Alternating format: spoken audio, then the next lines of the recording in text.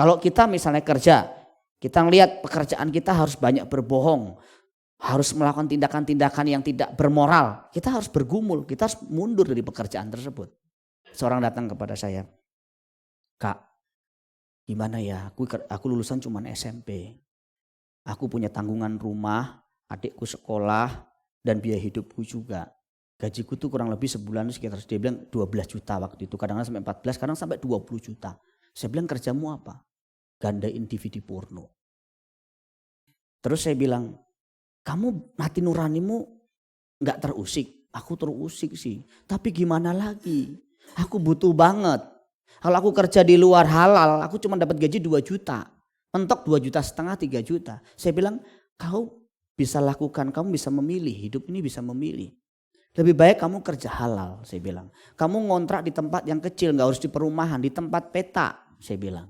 Kamu makan sederhana, adikmu jangan sekolah di tempat yang mahal. Ya. Tempatnya sekolah yang uang sekolahnya berapa ratus ribu pada waktu itu. Saya bilang sekolah di tempat yang murah, kalau enggak sekolah negeri. Makan telur ceplok mungkin sama sayur, tapi kalau kita uangnya jelas dari hasil halal, hati kita lebih sukacita, saya bilang. Tapi dia enggak lakukan, beberapa kali masuk penjara. Saya bilang, aduh sedih kalau saya ngelihat orang seperti ini. Saudara, jangan sampai saudara gara-gara saudara terikat satu lingkaran. Memang ada beberapa di antara saudara mungkin ya sudah terikat lingkaran. Tapi di sini kayaknya sih gak ada kayaknya sih ya. Udah masuk lingkaran tuh misalnya jadi bandar judi itu lingkaran. Bandar judi bola lah, bandar ini.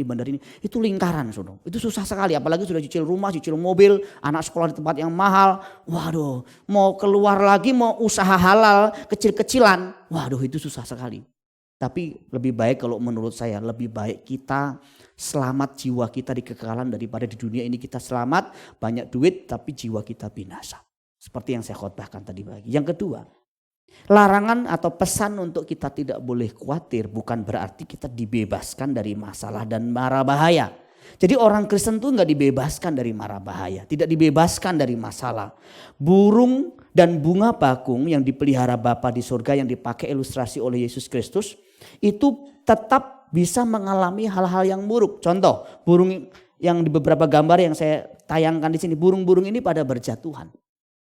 Diperkirakan ini mungkin karena cuaca yang ekstrim. Burung bisa mati walaupun tadi Yesus menjamin bahwa burung dipelihara oleh Bapa di surga. Bahkan di gambar berikutnya itu lebih banyak lagi. Itu yang mati lebih banyak lagi. Dan beberapa kasus yang saya perhatikan, begitu banyak burung yang mati itu karena cuaca yang ekstrim. Kadang-kadang mereka tuburkan di atas karena takut. Jadi burung yang dipelihara Bapa di surga bisa jatuh juga, tetapi dijamin. Yesus berkata, tetapi semua hanya terjadi atas seizin Bapa di surga. Nah, atas seizin Bapa di surga termasuk bunga bakung. Bunga bakung itu bisa layu, bisa diinjak orang, bisa mati. Karena cuaca, karena faktor-faktor lain. Seperti yang tadi saya katakan, burung maupun bunga bakung bisa rusak. Tetapi tanpa seizin Bapa di surga tidak akan terjadi. Dan orang Kristen, jemaat mula-mula pernah mengalami mara bahaya, aniaya, penderitaan yang hebat. Mereka diadu dengan binatang, mereka dibakar hidup-hidup, mereka dikuliti, mereka dimasukkan dalam penjara. Mereka mengalami situasi-situasi yang sangat ekstrim. Itu artinya Tuhan memelihara orang percaya bukan dengan cara membebaskan dari mara bahaya, membebaskan dari penderitaan. Tidak, Tuhan tidak membebaskan kita dari masalah, tidak membebaskan kita dari penderitaan. Jadi salah kalau kita misalnya sering berkata, kenapa Tuhan kok enggak bela dia, kenapa Tuhan kok enggak lindungi. Contohnya waktu peristiwa di Sri Lanka beberapa waktu yang lalu. Misalnya ada satu gereja yang dibom dan yang meninggal sampai ratusan orang. Ini gambar-gambar ditayangkan saja ya.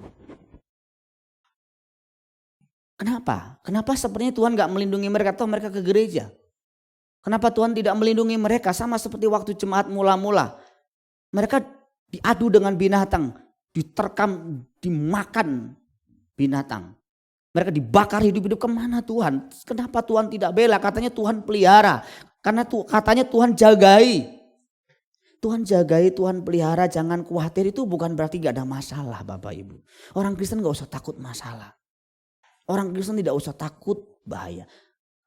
Perhatikan, bahaya masalah itu pertama hanya akan terjadi atas seizin Tuhan. Yang kedua, kita akan diberi kemampuan untuk mengatasinya.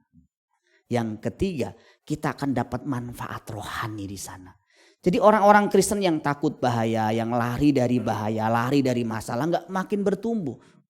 Orang Kristen itu gak boleh lari dari masalah. Orang Kristen harus berani menghadapi masalah. Tapi gak boleh bikin masalah. Gak boleh jadi biang masalah. Tapi harus berani hadapin masalah. Itu penting sekali. Saya mengerti Bapak Ibu sekalian. Pasti orang-orang yang di gereja ini yang mengalami duka cita yang mendalam. Memang susah dijelaskan dengan manusia, susah. Kenapa kok Tuhan izinkan? Ada satu keluarga yang anaknya ya suami istri, anaknya berarti cucunya semuanya meninggal, tinggal dia menangis. Saudara, ini bisa terjadi. Kita bisa mengalami situasi-situasi yang membahayakan. Kita bisa mengalami masalah keuangan, kita bisa mengalami perlakuan tidak adil. Bahkan ketika kita rajin ke gereja sekalipun. Nah kalau begitu Pak, buat apa kita percaya Tuhan kalau Tuhan gak bisa melindungi kita? Tuhan pasti bisa melindungi kita. Tetapi sekali lagi, kalau itu pun terjadi atas seizin Tuhan. Buktinya sudah baik-baik saja kan hari ini? Itu artinya engkau diizinkan dalam kondisi baik-baik saja. Allah kadang-kadang memakai masalah. Memakai persoalan untuk apa? Untuk membangkitkan iman kita, untuk membuat kita ketemu, klik sama Tuhan. Kasus siapa contohnya? Ayub. Tuhan itu sebenarnya memakai masalah Ayub untuk membuat Ayub ketemu sama Tuhan, klik sama Tuhan. Pernah gak saudara doa tuh gak pernah bisa klik, gak pernah bisa cun gitu ya. Satu titik tertentu bisa klik, kapan itu? Pas lagi ada masalah berat banget. Pernah gak begitu? Kalau begitu berarti masalah itu baik buat saudara. Pernah gak tengah malam bangun terus doa? Lebih dalam lagi ku rindu Kau Tuhan. Lebih dari segala yang ada. Kalau sudah sampai taraf begini, cek kenapa? Biasanya karena masalah. Karena kalau kondisi nyaman, baik, manusia seperti kita ini cenderung memang melupakan Tuhan. Tapi kalau kondisi lagi kepepet, dokter bilang, hidupmu tinggal 3 bulan lagi. Kayaknya pilihan terakhir cuman ini. Ini pun resikonya sekian persen. Ya sudah suruh makan yang enak saja. Wah itu sudah biasanya sinyal-sinyal hidup tidak lama di dunia. Dan itu biasanya aku serahkan hidup. Ada satu orang saya kunjungi. Dokter bilang katanya positif HIV. Ya memang sudah cukup lama proses pemulihannya. Waktu saya datang dia bilang, Pak Pendeta, aku berjanji Pak, kalau aku sembuh Pak, aku akan ke gereja Pak, aku akan melayani Tuhan lagi Pak. Saya bilang dulu pelayanan, iya aku rajin dulu pelayanan Pak. Jadi apa? Jadi singer, kalau gak salah guru sekolah minggu. Sekarang kenapa gak melayani lagi? Lu sakit Pak saya. Pokoknya kalau sembuh aku melayani Tuhan Pak. Saya ngelihat sudah sembuh dari media sosial, dia sudah buka usaha lagi, udah berkembang. Sekalipun gak tahu, gak kesini tuh, gak datang tuh. Ya semoga di gereja yang lain. Tapi dulu kan pernah janji, Pak nanti aku ke gereja Pak. Sampai kita mau jemput waktu itu, sudah kita mau jemput. Manusia memang punya kecenderungan begitu. Dan perhatikan baik-baik. Kadang-kadang Allah menyingkirkan materi kita demi memelihara jiwa kita. Kadang-kadang materinya disingkirkan supaya jiwanya diselamatkan. Kesehatannya disingkirkan supaya jiwanya diselamatkan. Saya pernah membaca satu artikel. Pendeta ini sering sekali ngomong sama jemaat. Jemaat harus membaca Alkitab sampai selesai. Kejadian sampai Wahyu. Bukan Kejadian dan Wahyu loh ya. Kejadian sampai Wahyu ya. Saudara harus sampai selesai. Satu kali pendeta ini sakit.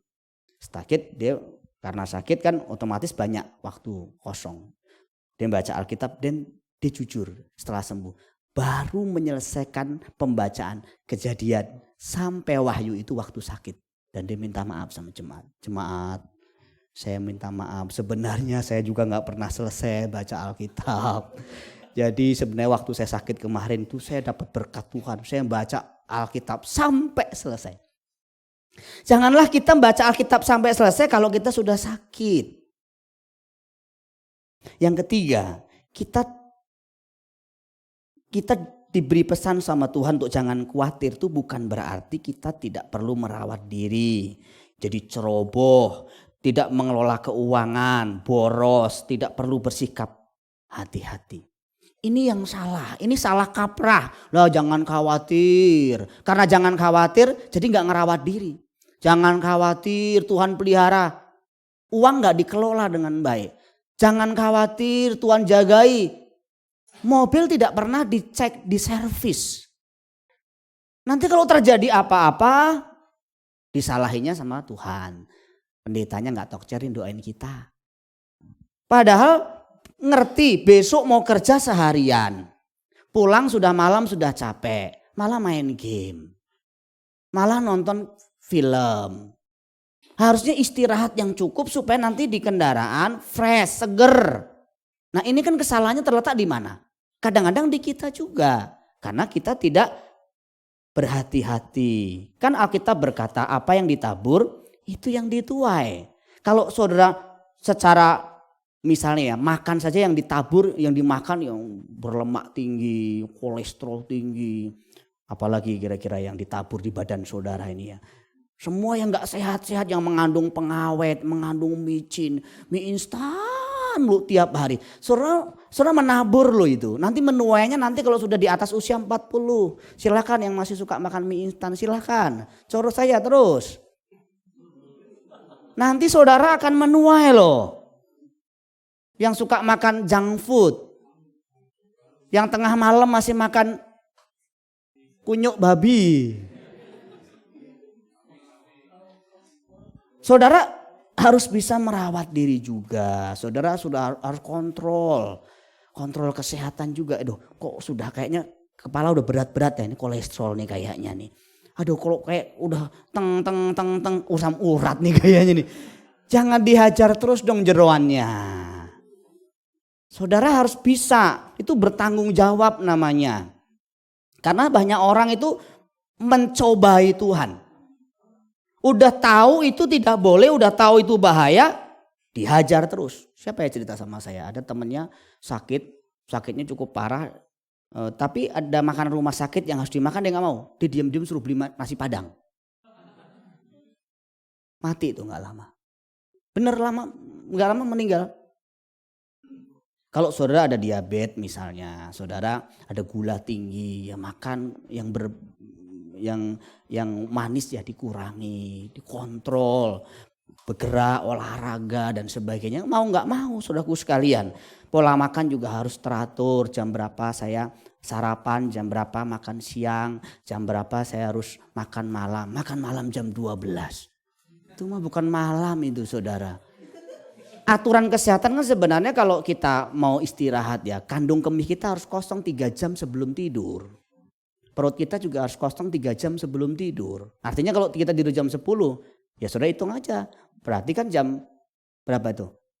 Jam 6, jam 7 sudah seharusnya selesai makan. Makan, aduh kayaknya kalau nggak makan dulu nggak enak nih. Silahkan, tapi saudara itu menabur. Apalagi orang tua yang masih minum soft drink tengah malam, udah usia. Terus sambil nonton bola masih bikin mie instan. Aduh saudara sudah walau usia lah lihat. Anak-anak saya aja juga kita atur. Theo satu kali bilang, Pi aku boleh makan mie instan enggak? Loh kok tanya ya? Oh baru ngerti, kita memang sesekali kadang-kadang anak-anak makan kita izinkan. Tetapi saya pribadi sudah cerai dengan mie instan sudah lama.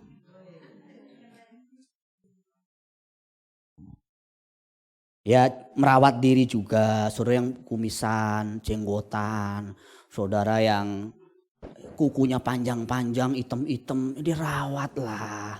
Rambut ya, terus termasuk gigi. Kalau emas itu menarik, tapi gigi emas itu tidak menarik saudara. Artinya emasnya bukan asli ya, kuning gitu gak menarik saudara. Ya kalau bau badan juga saudara sudah harus peka juga. Kok teman-teman pada nyingkir ya mas saya? Kok setiap kali saya duduk terus langsung gini ya? Terus bau mulut. Ya memang kadang-kadang kita nggak sadar. Tapi kadang-kadang teman bilang permen. Hati-hati tuh biasanya bau mulut kita. Maksudnya ya kita juga harus membersihkan gigi kita, merawat. Ini kan bagian dari pertanggungjawaban kita. Bagaimana Bapak mau melihara kita nggak mau melihara diri kita sendiri kok. Nggak bisa, Bapak memelihara kita lewat diri kita sendiri.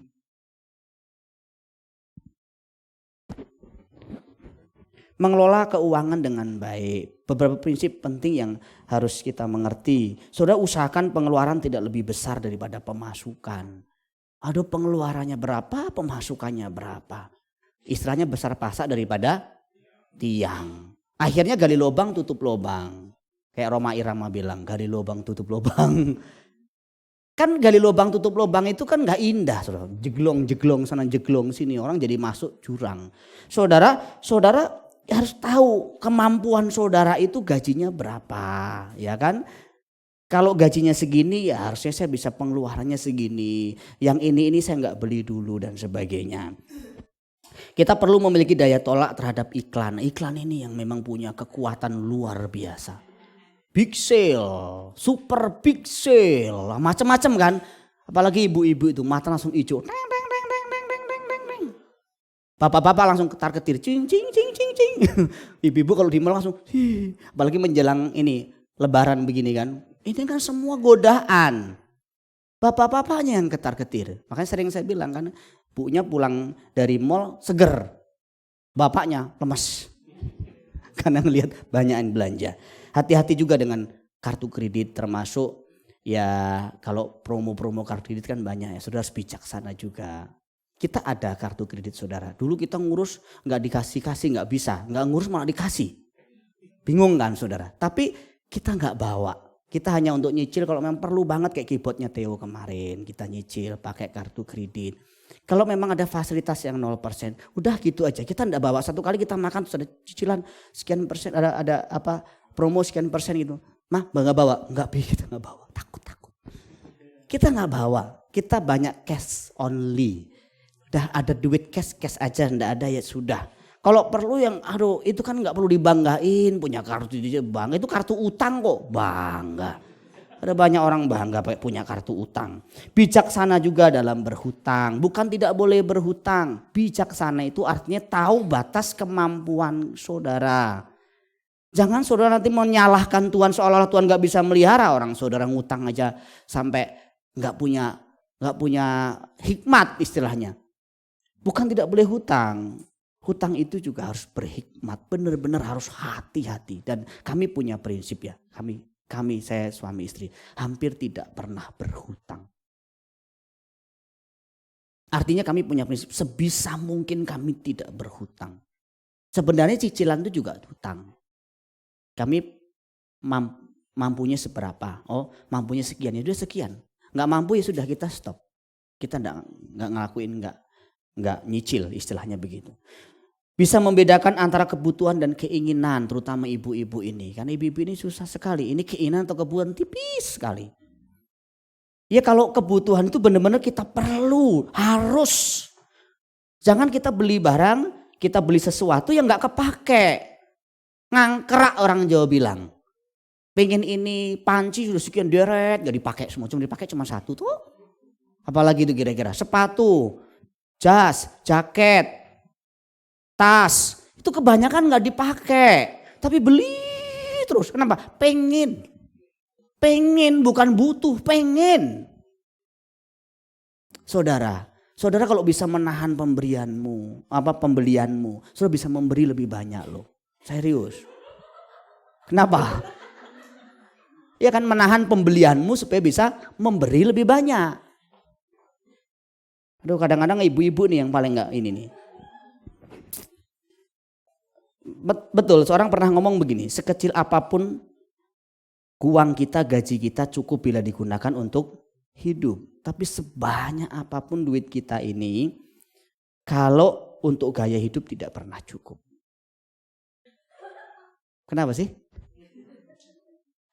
Gaya hidup itu mahal. Hidup itu sebenarnya murah. Asal ada makan, minum, pakaian. Firman Tuhan bilang gitu kan. Cukup asal ada makan, minum, pakaian. Tapi yang bikin mahal itu kan gaya hidup.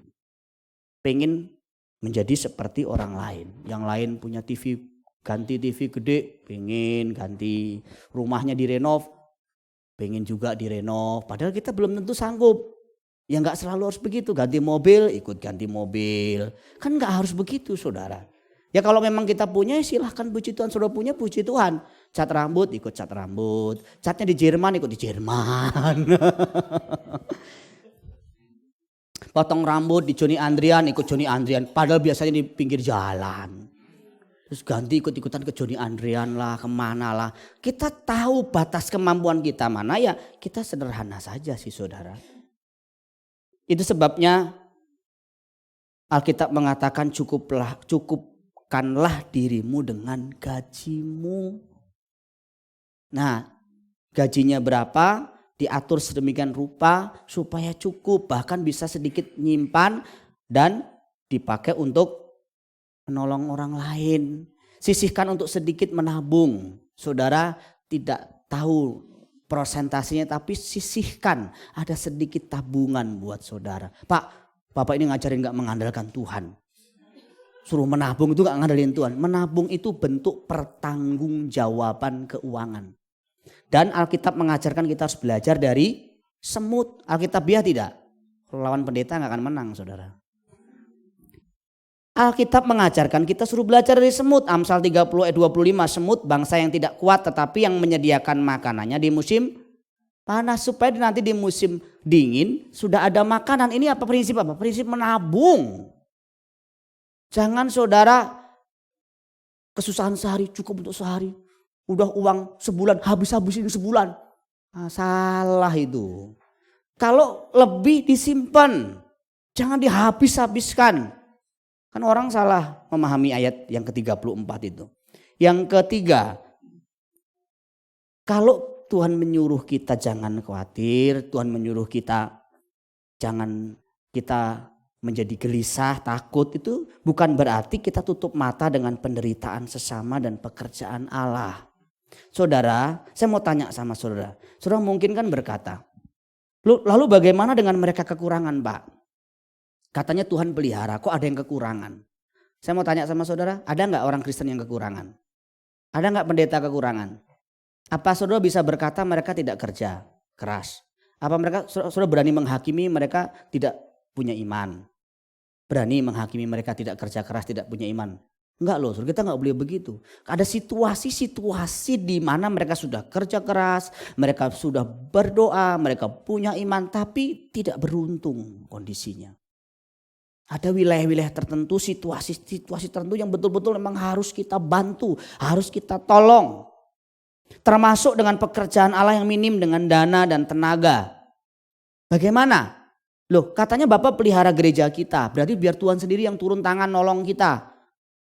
Begitukah cara kita melihatnya Bapak Ibu Saudaraku sekalian? Sekarang kita sedikit melihat ke perjalanan Yesus Kristus waktu dia pelayanan. Bagaimana kira-kira Yesus mencukupi pelayanannya di bumi? Apa Yesus kira-kira karena dia anak Allah, karena dia Allah yang menjadi manusia, dia gak perlu bantuan orang lain? Kalau kita ngelihat dalam pelayanan Tuhan Yesus ada orang-orang yang mengambil peran yang berbeda-beda. Ada Andreas yang membawa saudaranya Simon Petrus, berarti dia pembawa jiwa. Ada Filipus yang membawa Nathanael. Nathanael dibawa sama Filipus ya. Nah itu atau nama lainnya Bartolomeus, itu bawa jiwa juga. Ada Maria dan Marta. Marta yang melayani mungkin kalau sekarang di belakang kayak Mbak Ani nyiapin makan gedebak-gedebruk gitu ya. Mungkin ada seperti Maria yang mendoa syafaat, mendoakan pelayanan pekerjaan Tuhan. Ada juga anak kecil yang membawa 5 roti 2 ikan yang mungkin gak seberapa. Tetapi gara-gara 5 roti 2 ikan itu 5.000 orang laki-laki belum termasuk ibu-ibunya, belum termasuk anak-anaknya dikasih makan semua. Jadi perannya masing-masing. Ada juga mertua Petrus yang menyiapkan rumahnya untuk komsel, untuk tempat pelayanan. Sampai satu kali mertuanya Petrus sakit dan disembuhkan oleh Yesus Kristus. Jadi perannya masing-masing. Ada juga perempuan-perempuan yang menopang pelayanan keuangan Yesus Kristus. Di sana ada Maria Magdalena, ada Yohana istri Kusa, ada Susana. Ini bukan Susana, ini film horor ya saudara. Dikatakan di sana mereka ini perempuan-perempuan ini melayani rombongan itu dengan kekayaan mereka.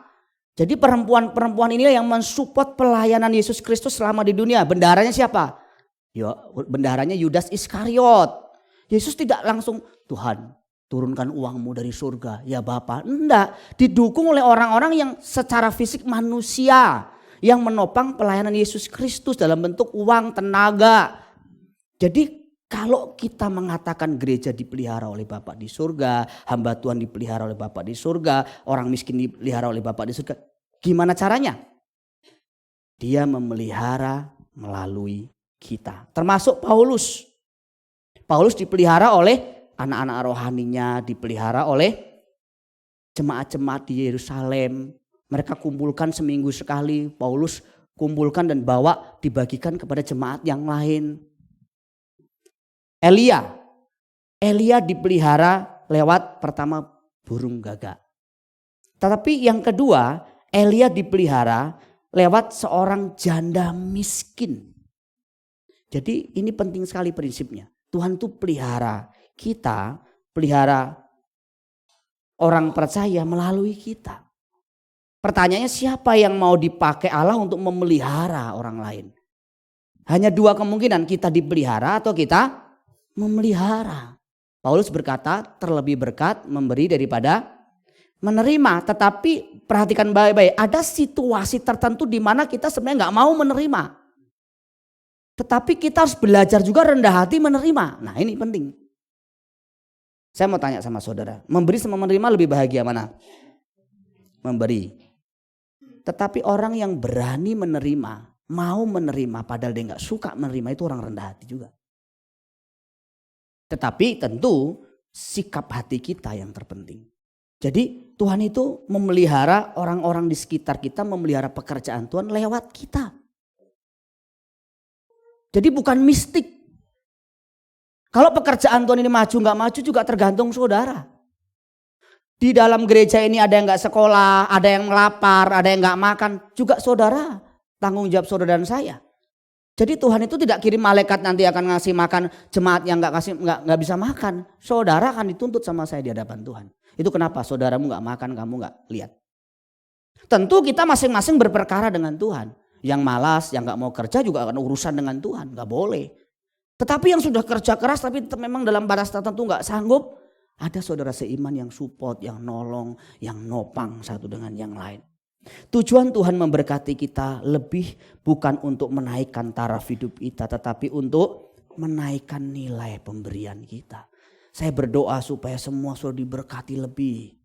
Mobilnya kalau perlu bagus-bagus, untuk apa? Mobil bagus-bagus supaya tidak panas, supaya bisa menjemput teman-teman komsel. Rumahnya bagus-bagus, besar-besar supaya kalau komsel kita nggak kesulitan tempat komsel juga. Kalau beberapa tempat komsel yang terlalu kecil susah, sempit banget. Beberapa kali komsel di tempat saya tinggal, di tempat rukonya Agung itu kan ada, kita pakai kamar Teo pakai jebol. Ranjang Teo sampai jebol. Itu yang duduk Randy, Mas Iwan, Marno, saya hitung-hitung nih ya, Mas Aris, lu pantesan jebol ya. Marno doang lu kerek mungkin gitu ya. Ya nggak apa-apa sih saudara, itu cuma candaan. Maksud saya itu ada rumah-rumah yang besar yang bisa dipakai untuk komsel, buka rumah. Silahkan pakai tempat saya. Tapi jangan rumahnya doang, orang yang kabur jangan. Rumahnya iya, orangnya juga iya. Kalau perlu, apa yang bisa saya siapkan? Air putih, air berwarna. Air berwarna ya berarti ada kopi, ada teh. Puji Tuhan, saudara punya uang lebih pakai untuk nolong orang lain. Pakai untuk mensupport pekerjaan Tuhan, ladang misi, bangun gereja, perbesar pekerjaan Tuhan. Tidak salah dengan kaya, tidak salah dengan punya lebih uang. Tetapi pakailah itu untuk memberkati orang lain. Karena suatu hari, perhatikan baik-baik, kita akan berdiri dalam satu sidang pengadilan Tuhan. Di situ disebutkan Yesus berkata, mari Hai kamu yang diberkati oleh Bapakku, terimalah kerajaan yang telah disediakan bagi kamu, kata Tuhan. Sebab ketika aku lapar, kamu memberi aku makan. Ketika aku haus, kamu memberi aku minum. Ketika aku seorang asing, kamu memberi aku tumpangan. Ketika aku telanjang, kamu memberi aku pakaian. Ketika aku sakit, kamu melawat aku. Ketika aku dalam penjara, kamu mengunjungi aku, kata Tuhan. Dan kemudian mereka menjawab, ayat 40. Aku berkata kepadamu, kan tanya, kapan Tuhan? Kapan kami nolong Tuhan? Kapan kami melayat Tuhan? Kapan kami kasih makan Tuhan? Kasih pakaian Tuhan? Dan Tuhan ngomong, aku berkata kepadamu sesungguhnya segala sesuatu yang kamu lakukan untuk salah seorang dari saudaraku yang paling hina ini, kamu telah melakukannya untuk aku. Jadi Tuhan Bapak kita memelihara orang percaya, memelihara orang-orang gak mampu. Lewat siapa? Lewat kita. Sekarang kalau siang ini Tuhan tanya sama kita, tanya sama saudara, siapa di antara saudara yang mau jadi rekan kerjanya, menjadi mitra kerjanya, memelihara banyak orang lain. Kita bisa berkata, aku Tuhan, aku mau jadi rekan kerjamu, memelihara banyak orang yang tidak bisa sekolah, banyak orang yang gak bisa makan, banyak orang kesusahan yang mungkin aku punya sedikit lebih, aku bisa berbagi dengan orang lain. Itu keindahan dari kehidupan Kristen. Jadi jangan dipahami bahwa Bapa memelihara itu kemudian kita menjadi hakim bagi saudara kita. Loh, paling males tuh, gak kerja tuh, boros tuh, makanya susah hidupnya. Kita gak boleh gitu. Karena kita tidak pernah tahu hidup orang lain. Banyak orang tadinya mungkin kaya, mampu, ketipu misalnya. Siapa yang mau ketipu? Siapa yang mau bisnisnya tipu? Kemudian jatuh miskin dan dari nol lagi merangkak anaknya gak bisa sekolah. Dan kita perlu support, kita perlu tolong. Jadi gak selalu orang yang kondisinya pas-pasan susah itu memang betul-betul dia memang malas. Enggak, kita enggak pernah tahu kasusnya, situasinya.